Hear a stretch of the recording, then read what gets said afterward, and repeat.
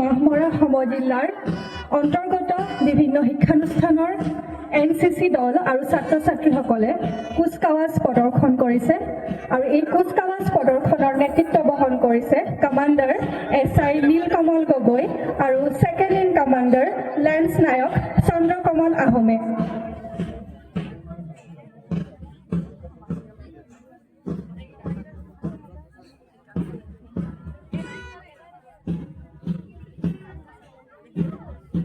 এয়া কুচকাৱাজ প্ৰদৰ্শনৰ প্ৰথমটি প্লেটুন চৰাইদেউ DF আৰু first APBM commander head constable Diganta Tamuli.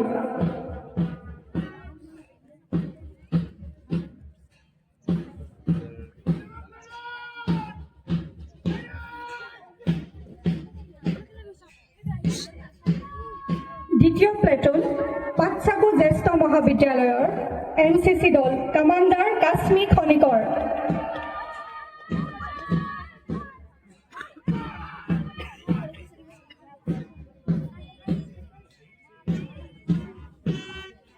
তৃতীয় প্লেটুন